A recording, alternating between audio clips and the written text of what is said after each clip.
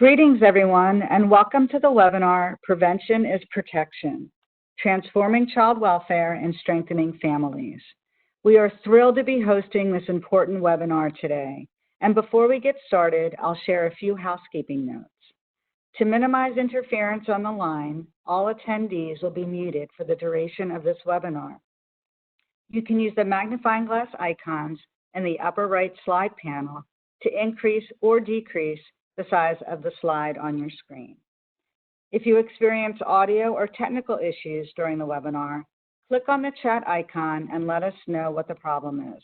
We'll do our best to help troubleshoot any issues. Please use the chat panel to submit a question for our speakers. We'll be holding time at the end of the session for Q&A. We'll collect all questions submitted and get through as many as possible at the end of the session. This session is being recorded and will be posted on our website for future access. And finally, if anyone is having any difficulty, you can also catch our event live stream on Facebook. And with that, we'll begin. Good morning. My name is Alisa Santucci, and I am a Principal Associate at APT, who oversees the Child Welfare, Youth, and Family work. April is Child Abuse Prevention Month. And today we are excited to bring together an outstanding panel of experts to discuss how we can work together to protect children and strengthen families. In light of the COVID pandemic, there has never been a more urgent time to come together and work collectively on behalf of our children and families in our nation. Over the next hour and a half, you'll hear about the important work of our panelists and current efforts underway that are being addressed during the COVID pandemic. But first, I am delighted to introduce Kathleen Flanagan, CEO of APT Associates, who would like to welcome our panel and participants to this national dialogue.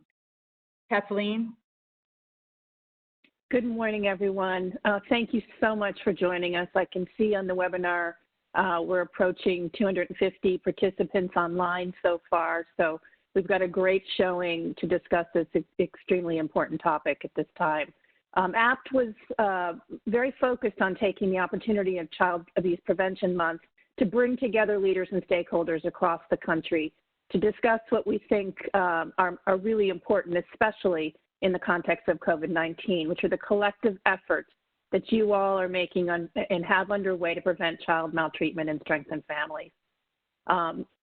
We are working at APT Associates at the intersection of issues related to health, child welfare, housing those in most need. And we thought that this national dialogue right now, focusing on three important topics: how are systems being transformed right now to protect children in a very agile and responsive way? What specific efforts are underway during COVID-19 to make sure that we can be sharing best practices? How should we be highlighting programs that are building evidence right now for community-driven efforts in prevention? So this dialogue today is meant to be participatory. We have exceptional panelists for you to share their perspectives on this important topic. But we'd like to also be thinking about the environment that we're in, and ironically, what is the silver lining that COVID-19 might bring to us during this challenging time? How can our communities, agencies, partners, and service providers be most agile, adapt, share from one another, transform and improve the way that we support families and children in this country? So we like to think about this in two different ways. There's obviously the opportunity of the regular Child Abuse Prevention Month at the fore for us right now, but we're also working in an unprecedented time, which I think gives the participants on this call today and more broadly all stakeholders in this important community across the nation to be thinking about sharing how best to respond and support the children and families. So I want to thank our moderator, Alisa Santucci, all of our tremendous panel members, and thank you all for taking time out this morning to participate and share your thoughts on this important topic. Thank you so much, Kathleen. Before we get started on our panel, we'd really like to hear from everyone joining us today. Many of us are from different organizations and play different roles in the field. Putting in a link in the chat box now, please click on the link and answer the short question in your web browser. The question for our word cloud is, in one word, what do you think is the most pressing issue at this time for child welfare? We really want to hear from you and I hope you'll take a second to let us know your thoughts. When you're done answering the question in your web browser, simply click back to the WebEx webinar to see the presentation. Now I'd like to introduce our distinguished speakers. Each speaker will give a brief introduction of themselves and their work before we transition to our general discussion. To learn more about them, you can also read the program brochure on our website. That link is on our event webpage, and you can also use the link we'll add to the chat box. Our speakers for this webinar are Jerry Milner, the Associate Commissioner of the Children's Bureau, Dr. Bart Klika, Chief Research and Strategy Officer at Prevent Child Abuse America, Teresa Raphael, Executive Director of the Children's Trust Fund Alliance, and Vivek Sankaran, Director of the Child Advocacy Law Clinic at the University of Michigan Law School. Let's begin. April is Child Abuse Prevention Month.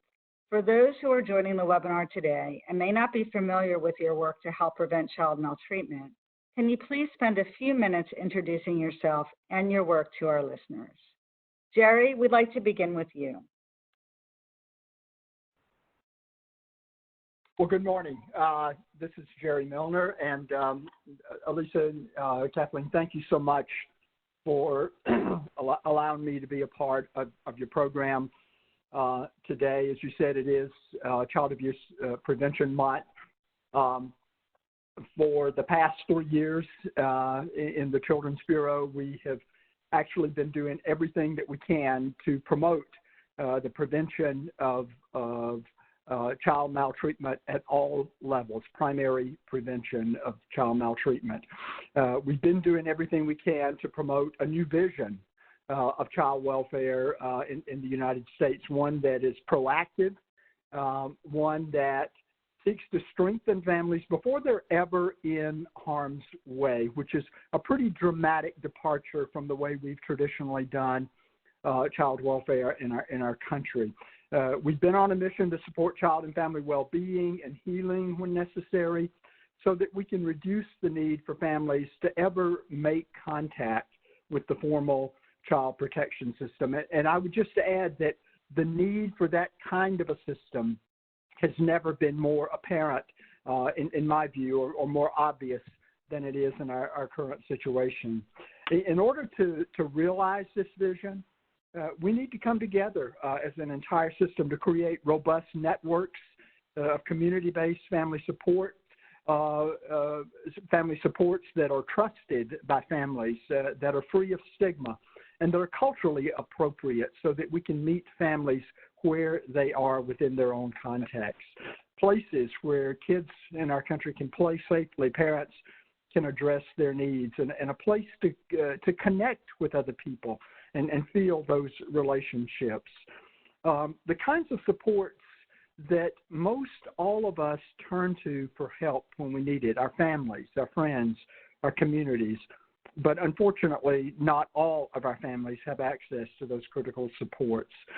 We believe that all children and all families will benefit if we work to create those robust networks of community-based supports, and that the very best way to keep children safe and healthy is to ensure that families, parents, have the protective capacities they need to make it through adversity, which will always be there in some form or fashion. That is what we call primary prevention, which basically means that we recognize that everyone needs help sometimes, and that we ought to be designed as a system to anticipate that need for help, the root causes of those needs, and do everything we can to get ahead of them.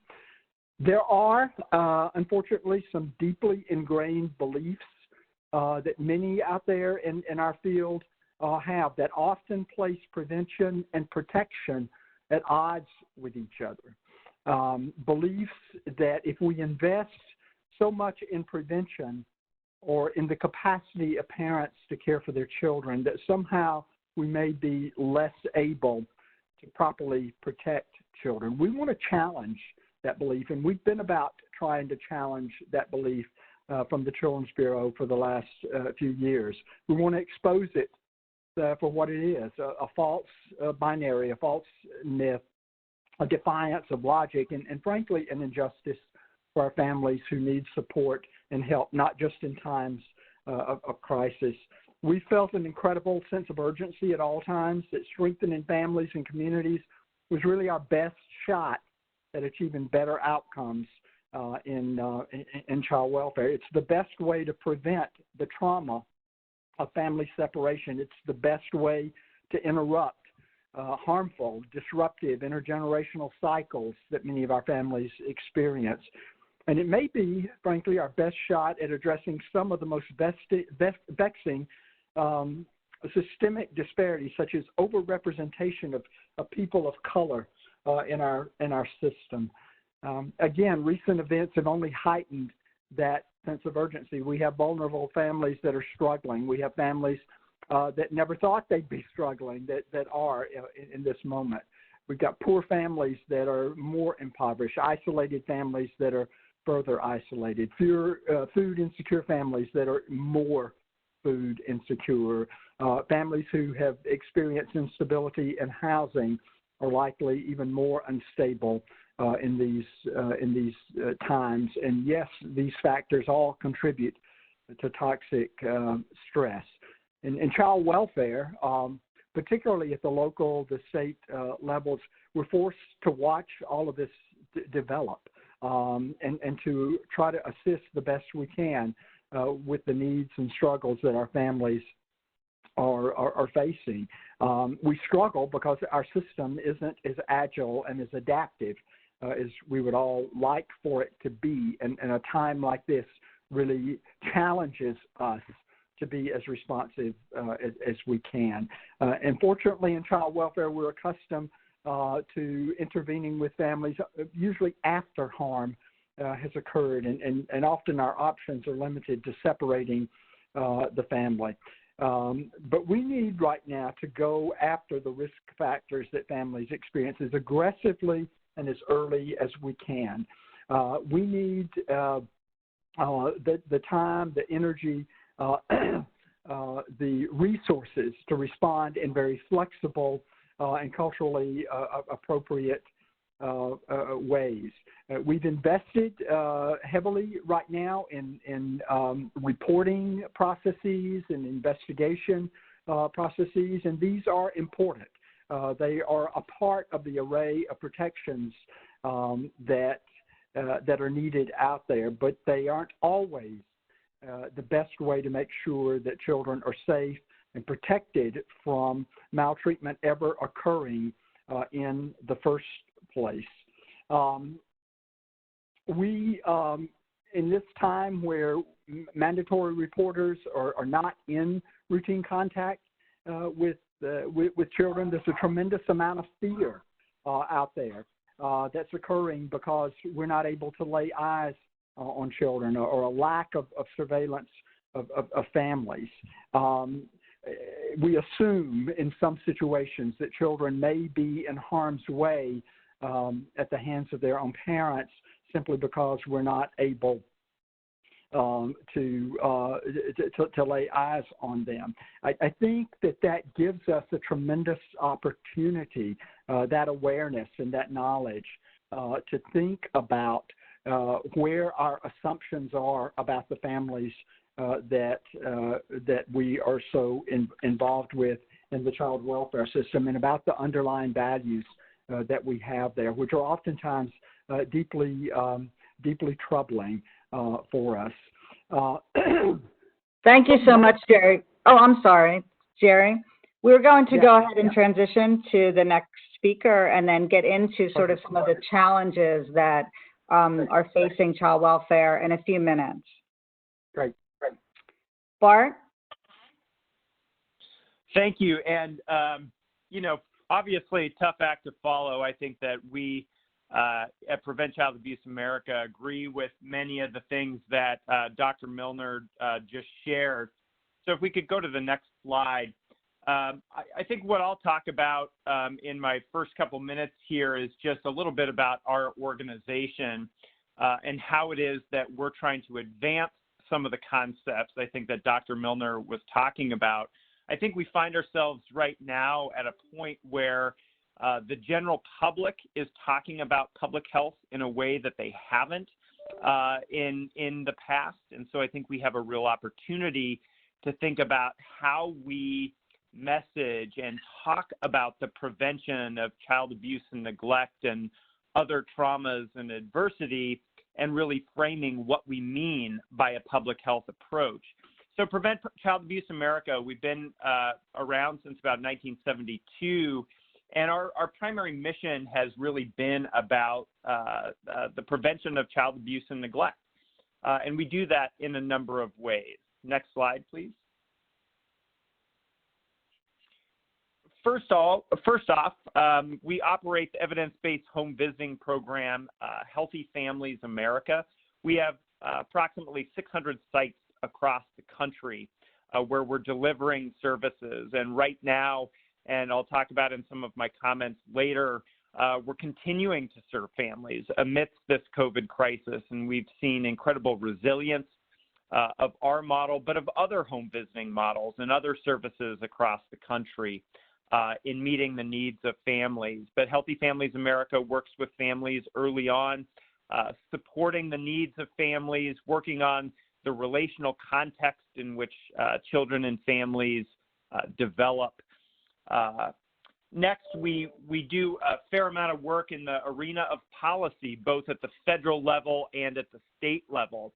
At the federal level, our policy team over the past couple of years has been advocating strongly for things like the Maternal Infant and Early Childhood Home Visiting Program, or MCV, as well as on pushing for the reauthorization of CAPTA, which many of the folks on this phone know support the many community-based prevention services that we so desperately need.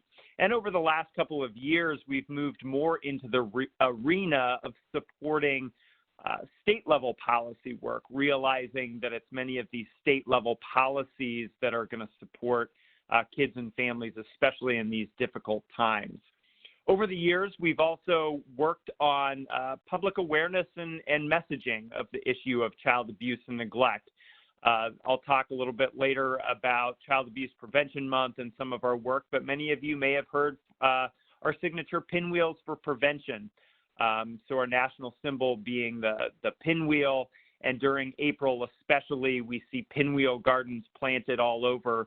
But especially in the early days, Prevent Child Abuse America did a fair amount of work on really raising awareness about this issue of child abuse and neglect through public service announcements. And then later on, working with the Frameworks Institute to really think about the ways in which we message the issue of child abuse and neglect. And then some of our other work has to do with our robust state chapter network. We have chapters of our organization across the United States doing various innovations in child abuse prevention at a state level, be that child sexual abuse prevention, home visitation, policy and advocacy work. But it's really, in my opinion, where some of the innovation in child maltreatment prevention is occurring through our state chapter network. Cross-cutting in our organization is our research and evaluation. I typically talk about our role in the field as being both producers and consumers or translators of research. I find that I spend a fair amount of my time reading the latest science and trying to translate that into understandable, actionable policy and practice-related strategies. As well as we also look for opportunities to actually conduct research to fill some of the gaps that we know exist in our science base. And then last but not least, our president and CEO, Dr. Melissa Merrick, since she took her post about it coming up on a year ago, has really been pushing this message that we all fully believe, which is that prevention happens in partnership. And this is something that is at the core of what we do as a national organization. It's a core of what we do across all of our programming in the organization. There's no one model, there's no one organization, there's no one strategy that is going to work for every person, every community, every state. And that this work is going to require partnerships. And I know that many of the folks on this phone are some of our key strategic partners in doing some of this work. But we've seen, even amidst this COVID crisis, a re-engagement of many of the partners in this field who are doing work day and night to make sure that we're providing the necessary services for kids and families. So I'm going to go ahead and pause there, and I look forward to contributing some comments moving forward. Wonderful. Thank you so much. Vivek? Yes, so my name is Vivek Sankaran, and I thank you all for giving me the opportunity to be on this call.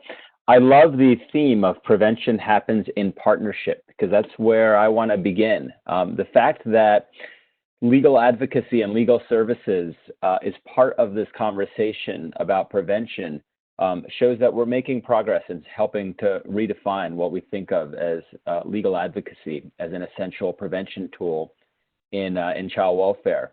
I direct the Child Advocacy Law Clinic at the University of Michigan Law School, which is the oldest law clinic in the country that handles cases involving children and parents in the foster care system. But really, the bulk of the work that I do now and the thinking that I'm doing is how do we transform legal representation and court systems to be a support to families, not just as a reactive tool that responds after something unfortunate has happened to a child. And so really thinking about the role of lawyers and legal representation as a prevention device, I, in 2007, started the Detroit Center for Family Advocacy, which was a model, it was the first of its kind, that got lawyers involved in partnering with child welfare agencies well before a child was removed from the home, with the hopes of supporting a family to prevent the children from leaving the home. And so what are the types of cases that we dealt with? It would be landlord-tenant cases, domestic violence, child custody, guardianship, paternity, criminal warrants. The list goes on and on about the types of concrete needs that families have that often go unaddressed. And typically, and what happens in most jurisdictions even today is a CPS worker might identify that a family has those needs, will tell the family to go get a restraining order in a domestic violence case, or go access public benefits to firm up the economic stability in the house. And they'll say they'll come back in a week or two to see if it's been done. And if it hasn't been done yet, then oftentimes a petition might be in the works because of the instability in the house. What that system doesn't recognize, that paradigm, is how hard court systems are to access for families, particularly families without needs. And so we tried a new model to work with child welfare agencies to help them identify legal issues that were destabilizing families. And then we had a staff of 3 attorneys, a social worker, and a parent mentor that were then partnered with families to try to address those needs. And we did that for 7 years, from 2009 to 2016. And in the first 3 years, we had a robust evaluation, which showed that of the 110 children that we worked with, who were all being investigated by Child Protective Services, none of those children entered foster care. To me, this demonstrated that this is a model that needs to spread, that lawyers need to be viewed as more than simply folks who show up at court and respond to issues that come up, but really to be active partners in this prevention conversation alongside home visitors and other key essential prevention services. We need to redefine how we think of lawyers, not just as folks playing defense after something bad has happened, but people who help solve problems.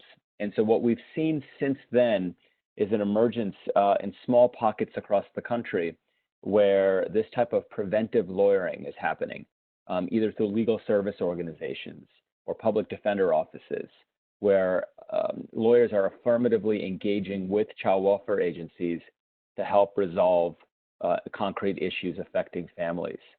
And so, what I want to talk about today, and we'll get into it, is, my view of this crisis is that this is a jolt to our legal system that none of us expected, none of us wanted. It is unfortunate in many ways, but boy, did we need this jolt in our legal system. We absolutely did, because many of the issues that we are seeing now involving families not being able to visit their children, not accessing services, not getting access to lawyers, not able to access courts, courts delaying outcomes like reunification, families not being able to get a job or housing. All of these things existed for all of our families in the child welfare system before the pandemic.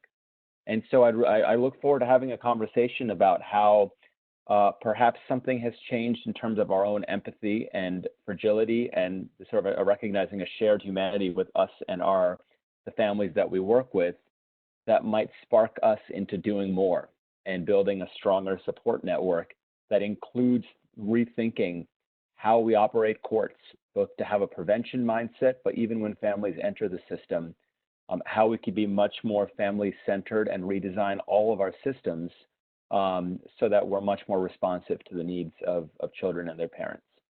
So I'll stop there, and I look forward to the conversation. Thank you so much, Vivek. Teresa?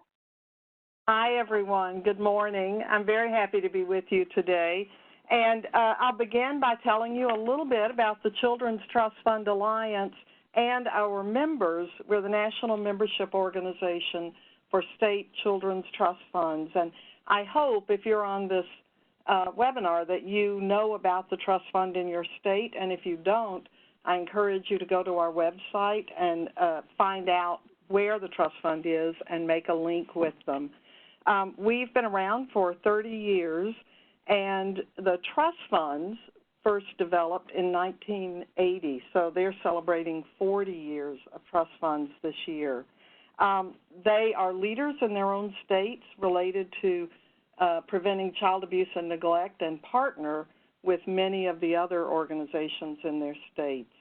In addition to their role working with policies and practices, they distribute about $200 million every year to help support community-based child abuse prevention programs.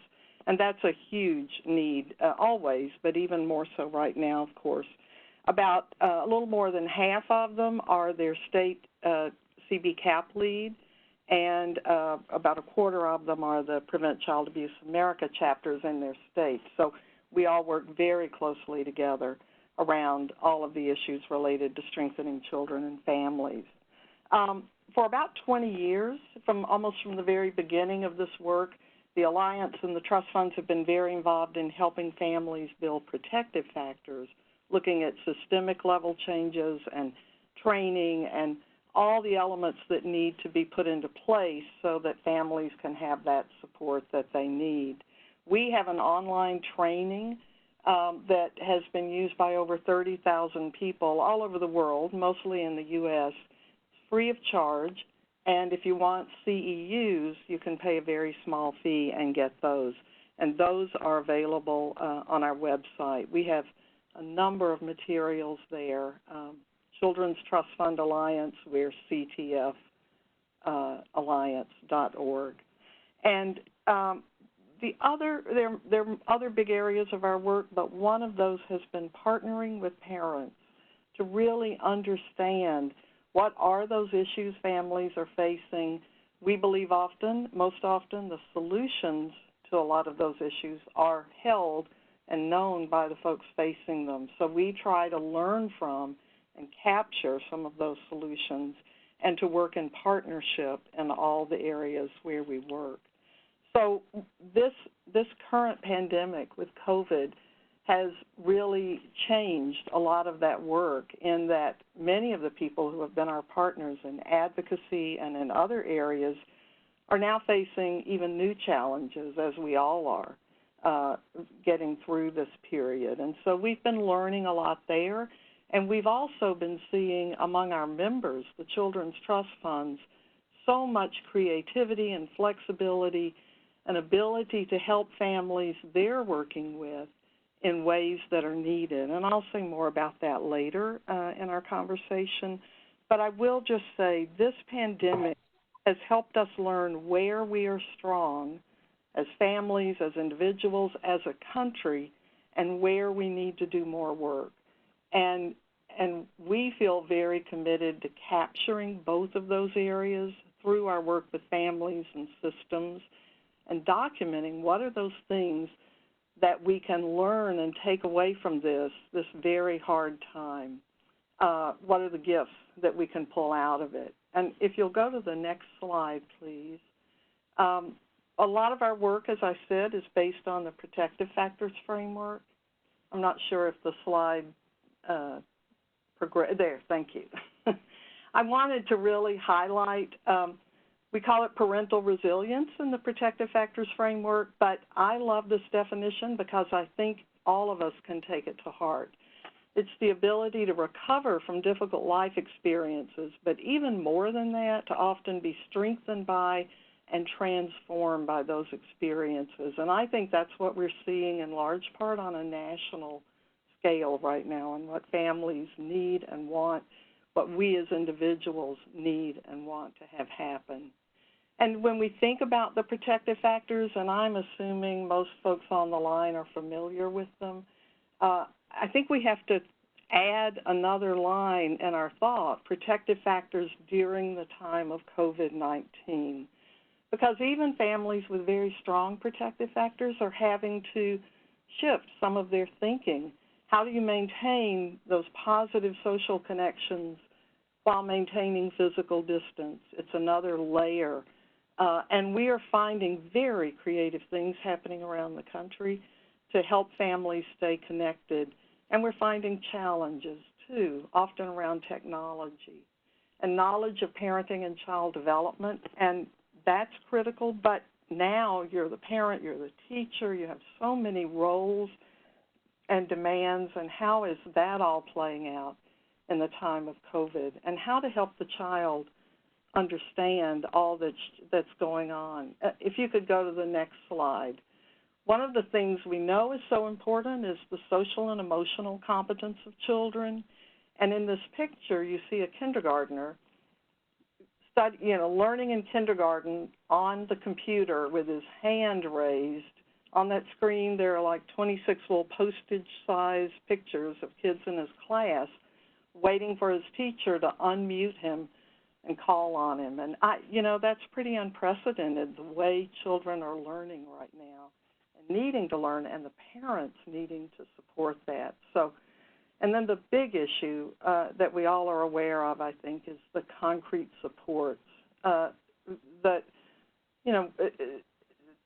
I don't even need to read these. I know you all know them. There's so many issues: housing, food, health care, mental health needs, and even the ability to isolate. If you're in a small space with a lot of people, how do you isolate if one family member is sick? And how do you keep all the other issues that you have to deal with if you're a parent or a family member?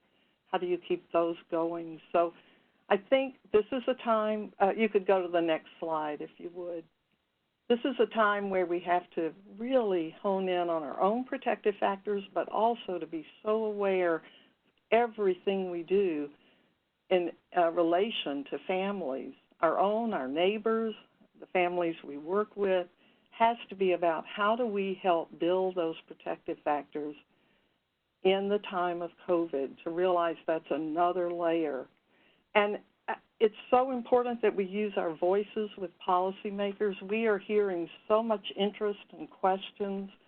We think it's so important to document what's happening with families during this time, what's the community response, the federal response. And we just have to stay flexible, hopeful, take care of ourselves, and to know at a base level that we are going to get through this together. And we talk about a better normal, not just back to normal, but let's take what we've learned and really make a better normal. Thank you so much.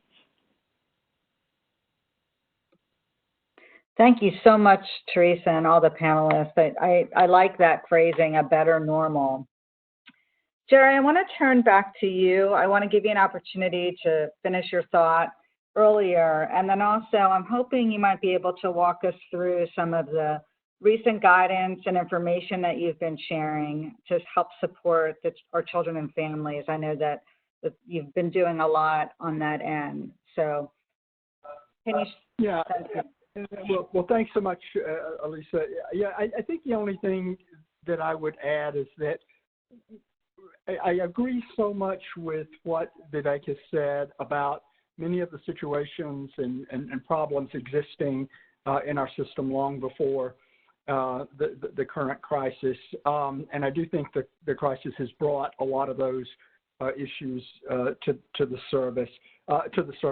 I also just appreciate Teresa raising the issue of protective factors, because I think that in our current situation, this is where we've seen the vulnerability of so many families become much more apparent, because frankly, apart from the very good work that folks like Teresa's network has done, and other kinds of community-based programs like family resource centers, we haven't really invested in building the protective capacities of parents. Instead, we tend to be much more reactive and after the fact. So I won't belabor that anymore, but I think we are, in terms of the policies and guidance that we're issuing, I think it reflects, what we are putting out there reflects a real need to re-examine how our system is set up, and frankly, the lack of flexibility and agility to respond to families. Our guidance has been directed toward giving as much flexibility in the use of federal funds as we can do statutorily, for example, to purchase technology, cell phones to keep people in touch, relaxing a few requirements like fingerprinting requirements, so that child welfare organizations can focus on really meeting the needs of children and families. We've also emphasized the need to continue with essential functions, such as making reasonable efforts to prevent removal of children and to support reunification. We have strongly encouraged the courts not to issue broad, sweeping court orders limiting or prohibiting visits between parents and children more than ever right now. They need those relationships and those connections. One of the biggest population groups that is affected by this are young people who are in extended foster care, recent alumni of foster care, who are being displaced because of their dependence on college dorms for housing and college dining rooms for food. And that's a direct reflection of the failure of our system to provide them with permanency and relationships and connections. And we have to go forward in a better way to serve those children and families. We will continue to provide guidance in whatever flexibilities that we have, as long as it doesn't compromise our core mission to help families stay strong and children stay safe. We'll continue to issue those flexibilities. Thanks, Alisa. Thanks so much, Jerry. Bart, I want to also give you an opportunity to weigh in on some of the ways that you're thinking about this issue, especially in light of COVID, and what kinds of strategies and what you're doing to help support children at this time.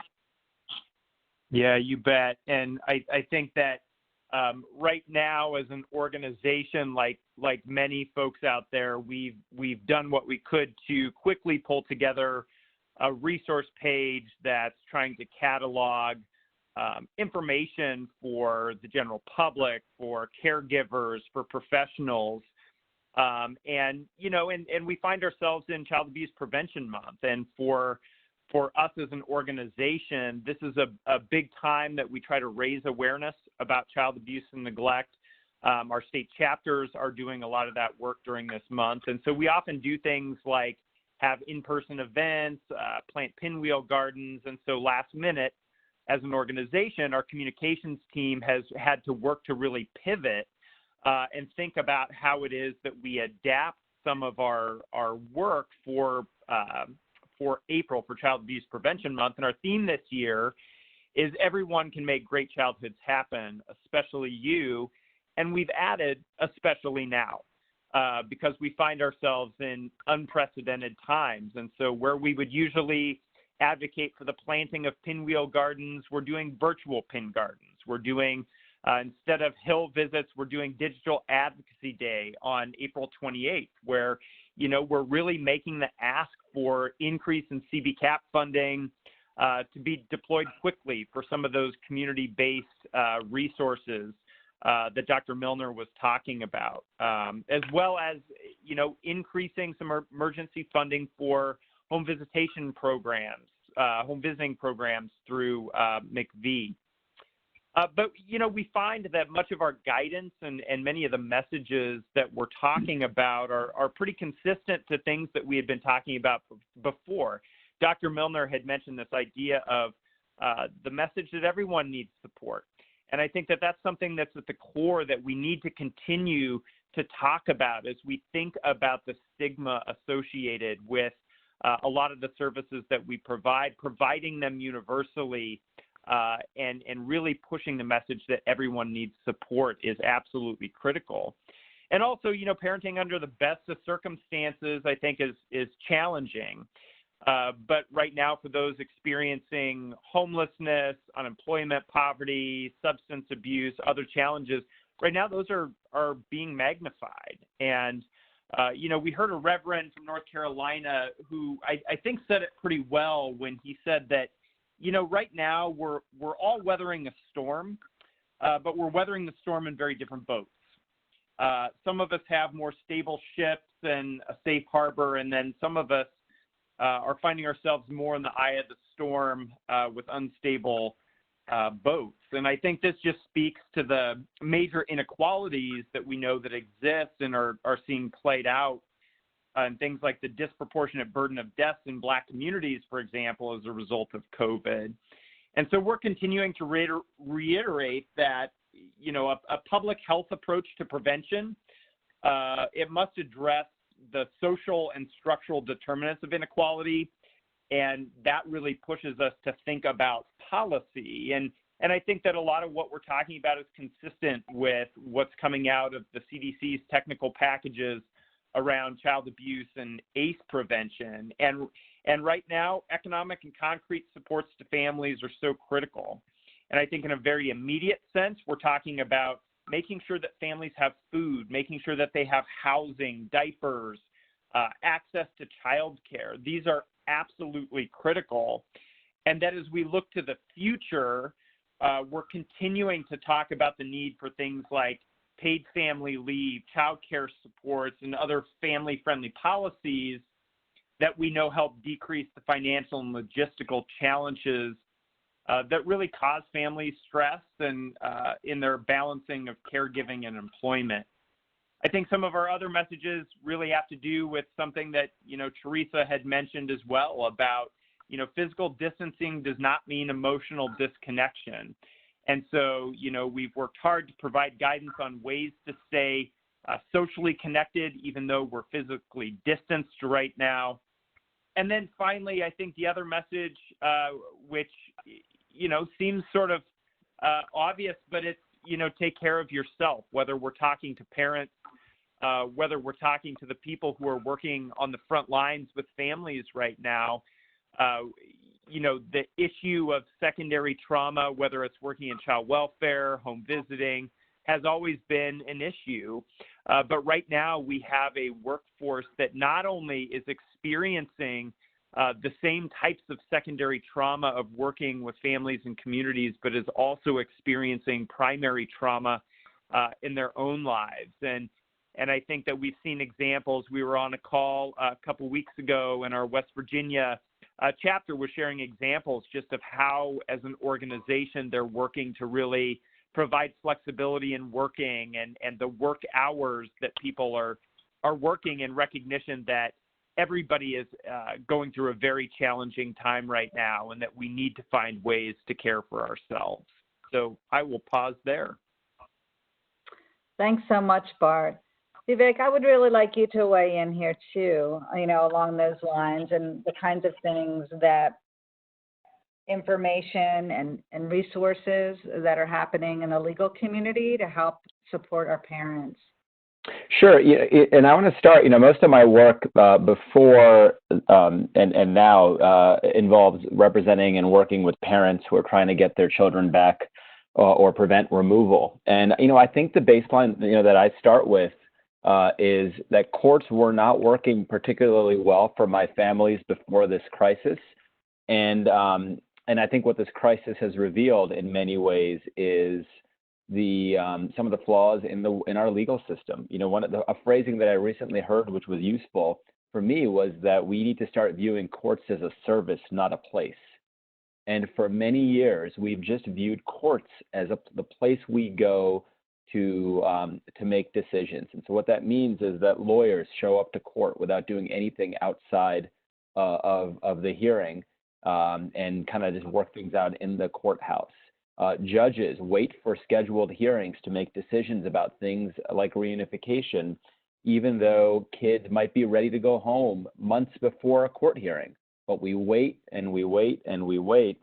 And what I think this is forcing us to do is think more creatively about how can we transform our legal system to actually be responsive to the needs of children and families when they need us to be responsive. And so across the country, we're seeing courts do some creative things like having virtual hearings on Zoom or other platforms, or even having hearings on email. You're seeing attorneys now being forced to work outside of court and resolve issues through stipulations and agreements to get kids home more quickly. You're seeing an effort that I heard of with child welfare agencies looking at their kids in foster care with a sense of urgency about reunification, and looking at every case in which a parent has unsupervised parenting time with children and forcing caseworkers to figure out why those kids can't go home now. And those are all things that I think our system needs to, that sense of urgency needs to be injected. What you also see, though, is, and I want to sort of, I would be remiss if I left this conversation without talking a lot about legal representation and the sort of the haves and the have-nots that we've set up in terms of our system.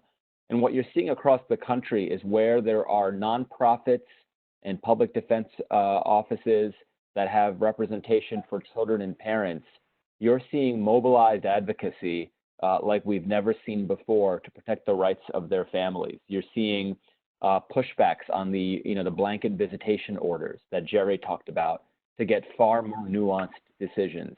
You're getting reunifications happening in a very expedited way. You're extending the time of foster care for older youth who shouldn't be exposed and let out into the world all alone in this time of great uncertainty. You're seeing courts stall TPR hearings because it's not fair for families who couldn't access services, and that arbitrary timelines aren't always responsive to the needs of children. You're seeing lawyers force hearings when courts just simply wanted to shut down.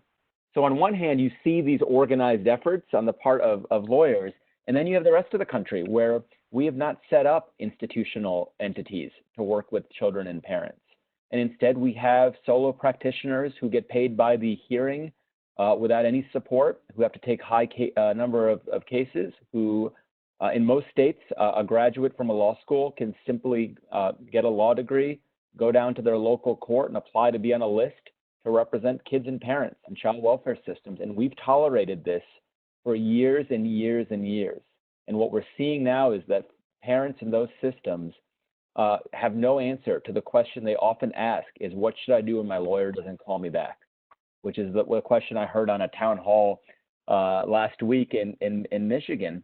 And I don't have an answer for that parent. The answer is that we have failed in terms of setting up systems. And if we truly think about engagement and we care about engaging parents and children in our system, it has to start with having strong, robust institutional lawyering for families, both in and outside, and more importantly, outside of the courthouse, so that families feel supported. And so I think the answer, that's kind of a long-winded way of answering what was probably a more straightforward question. But in some parts of the country, you're seeing mobilized a call to action, but in many parts where lawyers aren't active and engaged and supported, you're seeing courts take a much more passive response. And we really need to use this opportunity, again, to think of courts as providing a service to families, not as a place where we all wait and go and eventually get a decision from, because that's not prioritizing the needs of families within our system. Vivek, very thoughtful comments, and ensuring access to justice is just critical, during this time. Thank you. I want to give Teresa a moment to weigh in, because you spoke about the importance of family engagement, and I think also this is a parallel of importance. So Teresa, can you also share with us how we can help support our children and families and engage them as we navigate these waters?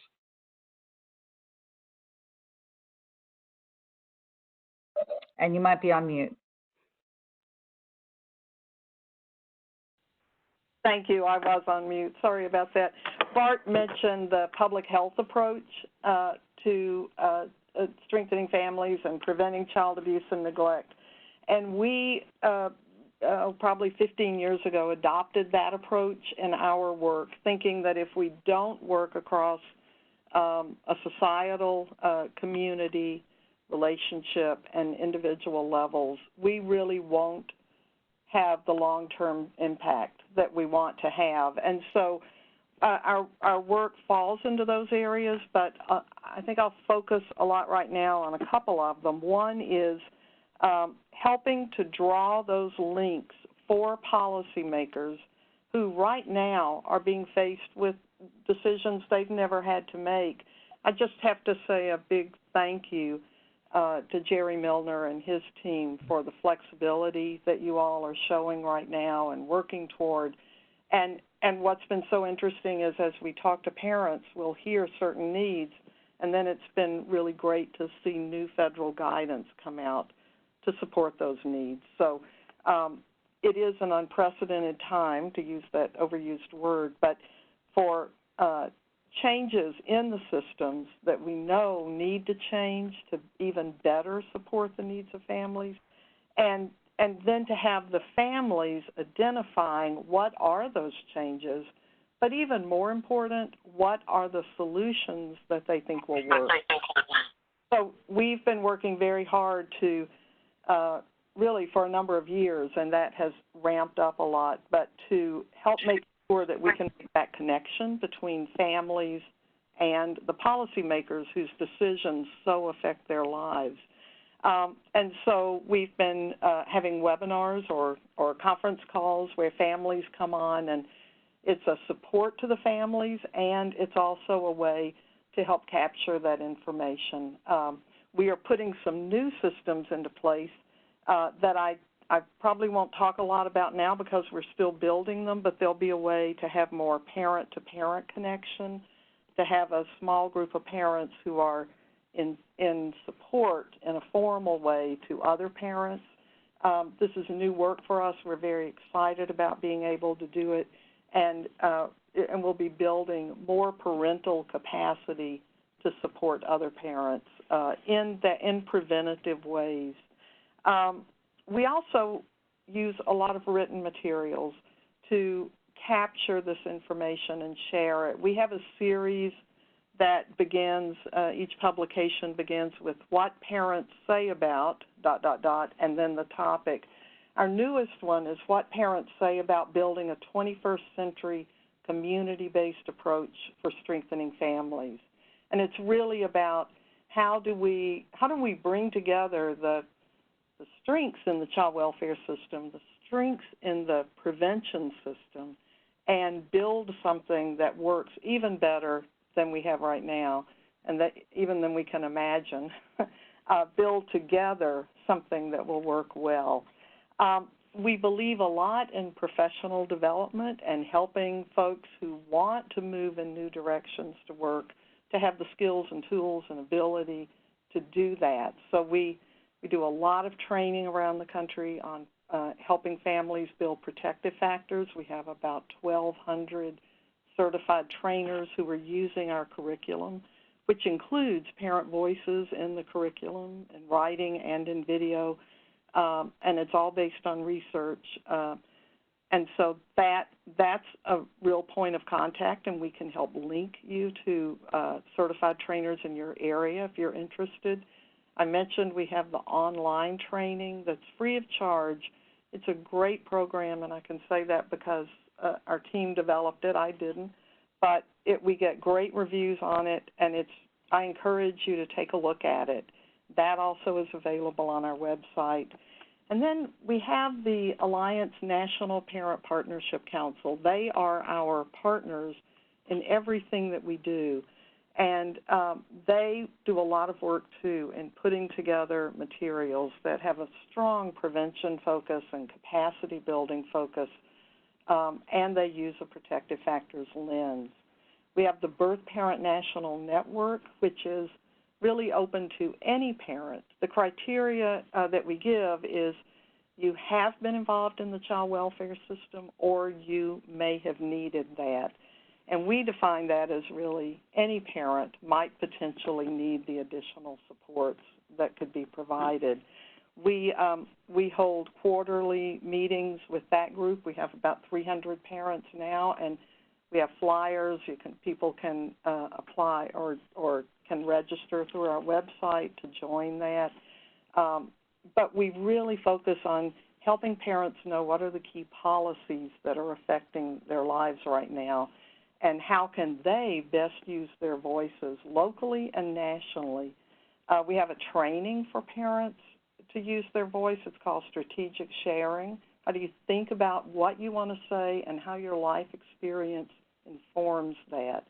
And people have found that very helpful. We've really been moving to how can we do our work in the best way virtually. And so we are working with states to various systems to develop their own parent advisory councils, to just have a structured way to have that dialogue and that conversation with parents. We join with Prevent Child Abuse America and other national organizations with a strong policy advocacy approach. Child Abuse Prevention and Treatment Act has been one of our really key areas because it's so powerful in its impact for children and families and community-based work. I'll stop there, but I hope you'll come to our website and take a look at many of the materials there that are easily downloadable and available. Thank you so much, Teresa. It is so important for people to have access to resources right now, and I do appreciate your talking about some of the virtual ways that people can connect right now with those resources.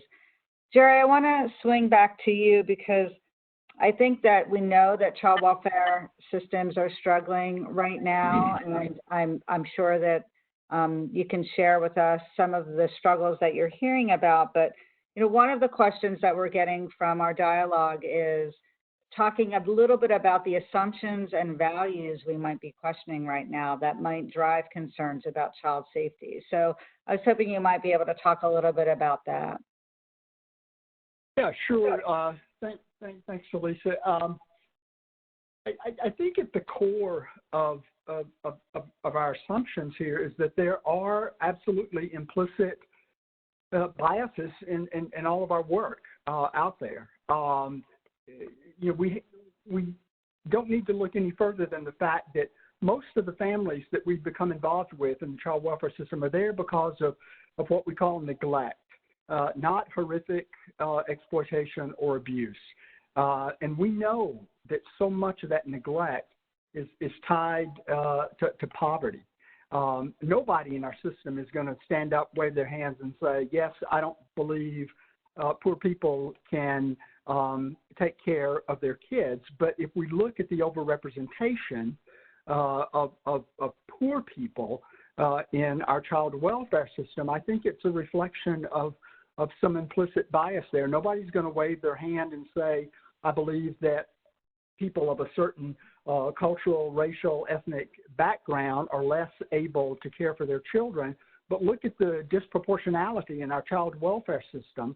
For me, that's a clear sign of implicit bias in the way our programs are set up and just the way that that we think about it. The fact that we overwhelmingly invest in foster care as opposed to investing in the capacity of parents to care for their children, to me, that's a clear sign that we don't value parents as much as we value paying somebody else to care for children. If we flipped the balance of that funding much more heavily towards investment in parents, we would not need as much foster care. And I think we have to challenge those values and those assumptions that affect our families out there. In terms of challenges right now, I don't know that I can add a lot to what the other panelists have already said. Obviously, the workforce is a huge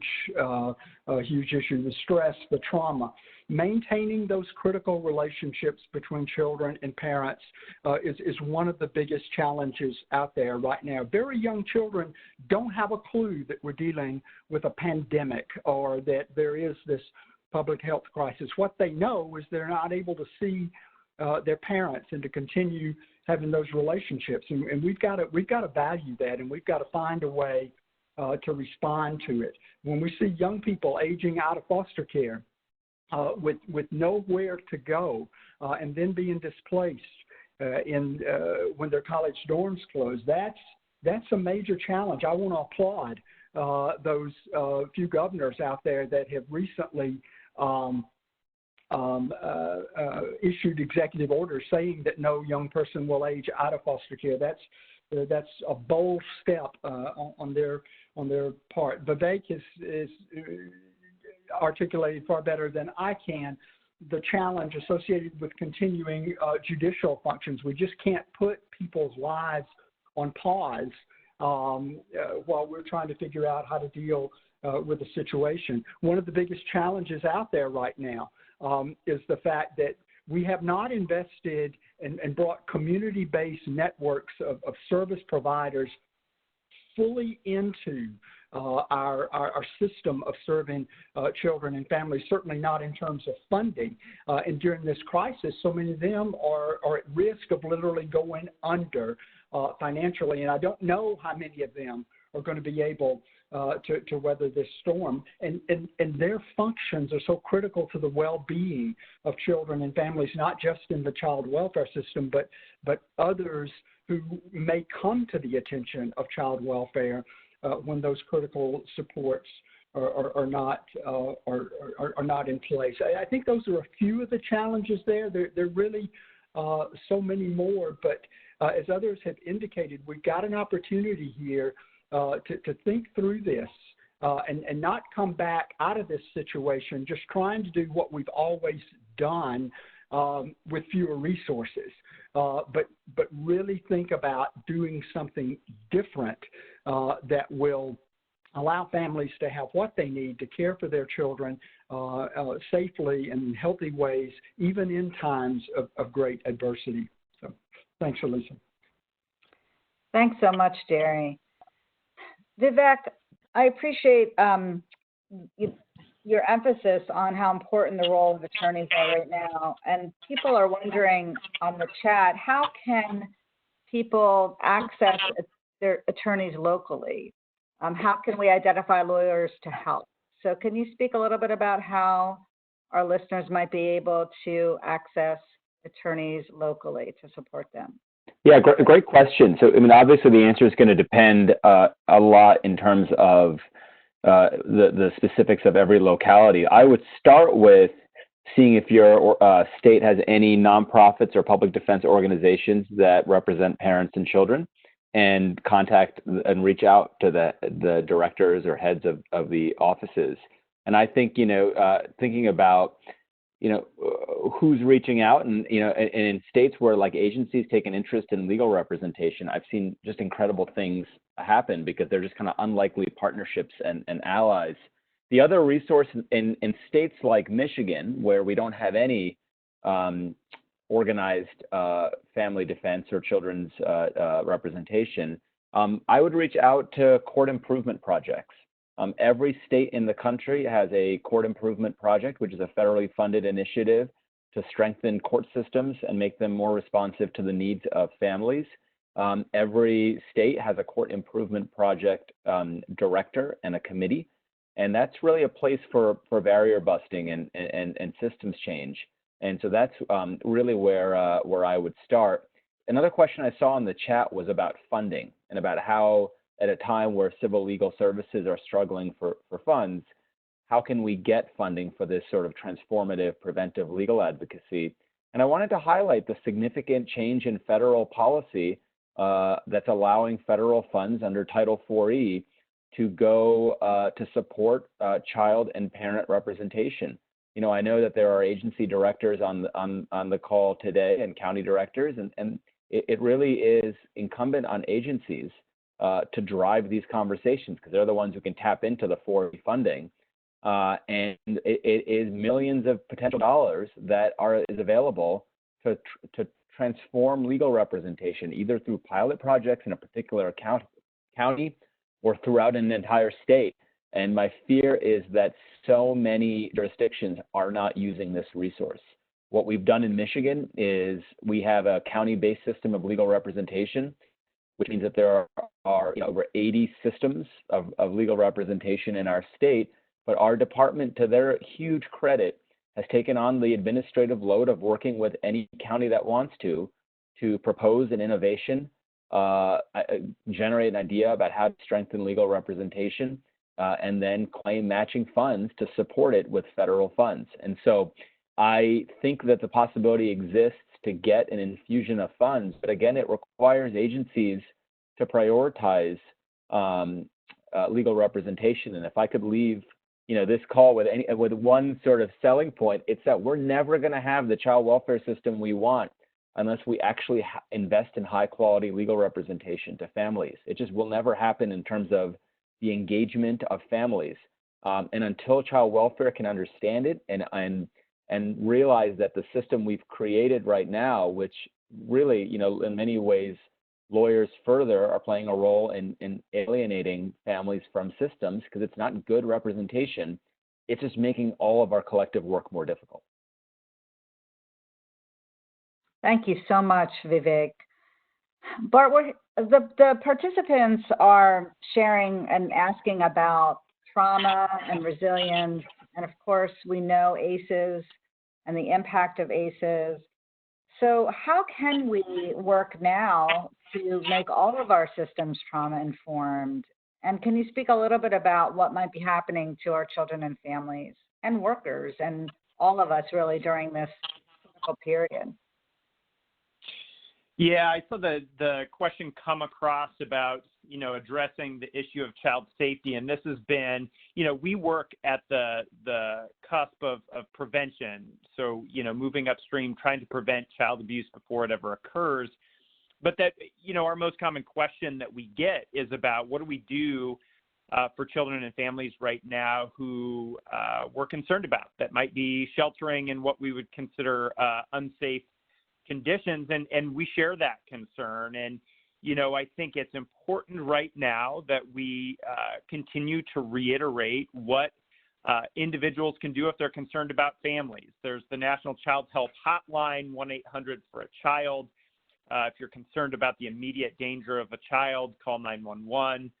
And those looking for, more local resources, supports, many of our state chapters operate helplines through a 1-800-CHILDREN helpline. And so, that's sort of like the concrete, here are things if you have immediate concerns about a family. But as we think about some of our prevention work, we're concerned about, reducing risk factors and increasing protective factors, as so many people have talked about on the call today. And, right now we know more than ever that families are experiencing stress, and stress is a huge risk factor, we know, for child abuse and neglect. And so we've been giving a lot of thought to what are the strategies that we can be giving right now to families, to workers who are working directly with families around reducing stress. And some of that has to do with, just basic parenting tips. Can we give parents some resources that allow them to understand and normalize the experiences that they're having, the frustrations, the lack of sleep, the irritability, lack of patience that so many caregivers now are experiencing. And a lot of families that have children right now are finding themselves in a time where not only are they having to balance the multiple hats that they always wear, but now they're being expected to be educators of their children. And so this is placing even more stress. I mean, parents are talking about, how the heck do I help teach my kid these concepts and keep their academics moving while I'm trying to work and keep food on the table? And, we've had a number of our state chapters, Michigan, create some resource guides for educators about how they can support parents and relieve some of the stress that parents are facing right now. I think also, there's families that are worried about how much screen time kids are getting right now. And, part of, what I was just saying about normalizing the experience that caregivers are going through and the stresses that they're experiencing, we need to validate those. I think we're trying to help families navigate the various resources that they qualify for right now. And so as we've seen funding come down through the various stimulus packages, helping to provide guidance to families, but also to organizations, how it is that they can tap into some of these resources to potentially reduce stress. And then, I've said it before and I'll say it again, I think that we're continually trying to push at a federal level and a state level for these economic supports for families, paid family leave, child care supports. And then we've got the issue of social isolation right now, which we know is another risk factor for child maltreatment. And, we've talked about this idea of shifting to a frame that, physical distance does not mean emotional disconnection. And so finding ways to stay connected. I think we have to be mindful that, yes, technology can be a great way to stay connected. And, we have examples from the family support worker in Maryland who was, reading Brown Bear to families during a virtual story time, which is great, but not all families have access to technology, to internet. And so we have to think creatively. The Family Support Network put out a great newsletter last week where they showed a picture of their family support workers driving around and doing drive-by check-ins with signs of encouragement for their families. And so I think it's pushing us to think creatively about this issue of social isolation. And, home visitors as well. I mean, I think we need to continue to think about our workforce that basically overnight had to switch from an in-person modality to a virtual platform. And I know that they're employing many creative strategies to maintain connections to families. And in some spots, we've actually seen increased engagement of families now that it's switched virtually. I think, as an organization, we're also starting to envision kind of the next wave, as we've heard about. And we're starting to do some work with the Doris Duke Fellowship for the Promotion of Child Well-Being. And this is a group of early career researchers who are really at the forefront of child abuse prevention research. And we're working with them to not only create the types of research-informed products that parents and systems need at this point, but starting to envision what our system can look like. What are the lessons that we've learned during this COVID-19 crisis, and how can we envision a new system? You know, we've heard, you know, Dr. Milner said, you know, it's not just, we can't go back to doing what we've always done. If we do what we've always done, we're going to get what we've always gotten. And I think that, you know, this is an opportunity for us to not just think about rearranging the furniture, but to actually think about some remodeling of our systems. And I loved what Teresa had shared about, you know, we're going back to a better normal. And so we look to be able to, you know, partner with others to provide some guidance on what that might look like. Thank you so much, Bart. Teresa, there's a question for you about Children's Trust Fund funding and how people might be able to access it to support their family resource network. So can you share a little bit about that funding stream, and also, you know, what are the ways that people are using it now and how they might be able to use that funding to help support what's happening? And you might be on mute.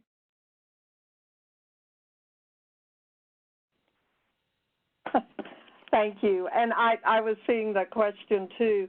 I will really encourage you all to go to our website and find we have a map and a list of all the children's trust funds around the country, and find yours if you're not connected. I will say there are probably 3 states where we don't have a trust fund, and so I hope that's not the case with you all, but if it is, we often have contacts in those states, and that might even be the Prevent Child Abuse America chapter in those states that we work with. But I believe you'll find good information there if you look. I wanted to just add a couple of comments. I really appreciated what I've heard from everyone else, and I ditto it and don't want to repeat it. But there were multiple questions related to child safety and why aren't we talking about that? And I think those are really good questions, and I think Bart said a lot about that. I do want to just share that one of the reasons we talk less about it at the Alliance is because it's being discussed in a lot of other places, but also we don't want to start with reporting and the risk for children in being at home with their parents without also including we need to be supporting the parents and doing their work. That really it is the parents' job to protect their children, and if they can't do that, then we as a society come in to either take over that responsibility where needed, but ideally to support the parent in doing their job of keeping their children safe. So we really understand sometimes it's important to make a report, and sometimes you have to take action, and we never want to take away from that importance, but we'd like to do everything we can before we get there so that families can stay strong and stay together. And one of the things we're seeing is just the stress on child welfare workers. You know, we talk a lot about the medical professionals and others, and rightly so, it's heroic what people are doing. But still, every day, child welfare workers can't always do their work from their desk and their computer. They have to go out into homes. They have to be connected. And we really have to make sure that we're supporting them and the trauma, that the secondary trauma and really the primary trauma, and going out into what can be an unsafe world right now in some ways. So it is critical that all those sort of last defense systems are in place to support children, and we really urge that they be used, but let's do everything we can to avoid having to use them.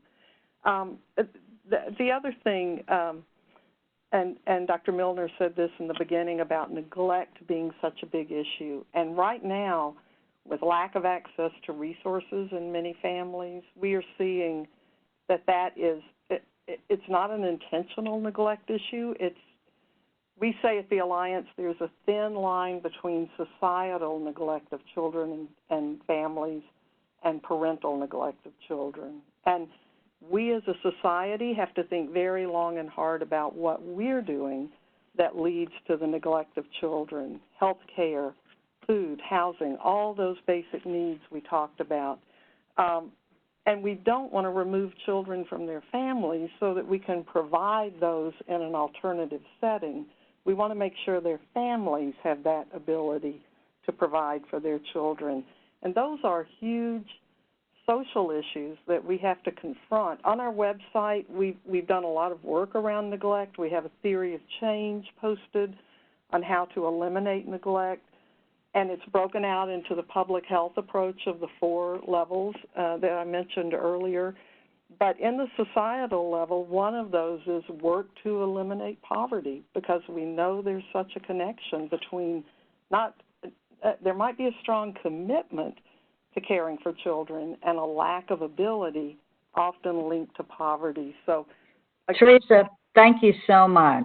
Thank you so much. We're nearing the end of our time here, and so I just want to give Jerry and Vivek and Bart also kind of a moment to give a minute of their final thoughts, and then we can close out our webinar also. Thank you so much.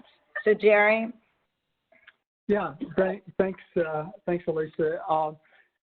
Just a couple of very brief thoughts here, and I think others on the panel have already noted that when we have such rigidities and shortcomings in our system, they only become amplified in a time where we need increased flexibility and agility, and that's the time that we're in right now. The lack of flexibility in our programs is not something new, and it's not something that was brought about by the COVID crisis, although it does bring it to light here. We need permanent solutions. A lot of the flexibilities that we're able to extend right now are for the length of the crisis.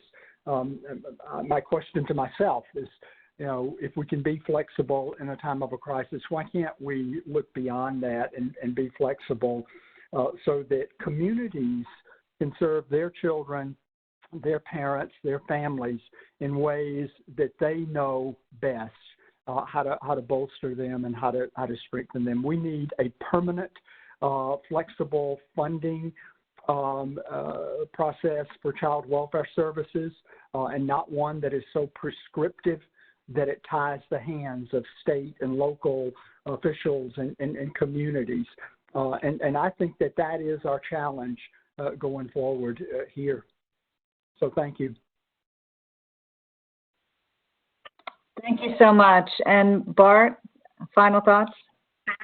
Yeah, I just, I appreciate, again, being invited onto this panel and just kind of reiterating things that we've already said. But, I think this is an opportunity for us to talk about what we mean by public health. And, we're hearing daily about why wearing masks is important, why we need to remain physically distant to ensure population health. And these messages have an absolutely direct connection to the work that we do.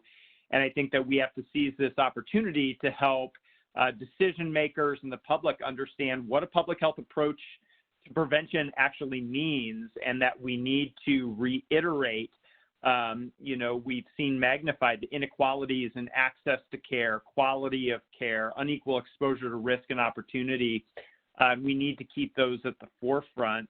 I think, as I said, our president and CEO, Dr. Melissa Merrick, has talked about the importance of partnerships, that prevention truly happens in partnership. And we've seen through this COVID crisis an engagement of our partners that we are so thankful for. And I hope we maintain that spirit with our partners moving forward to serve families. And finally, back to the policy and thinking about providing economic supports to families to address many of the inequalities that we've talked about today. Being able to provide paid family leave, child care supports, expanding earned income tax credits, all the things that we know that are going to support families. So thank you for having me on. You're welcome. And Vivek, final thoughts?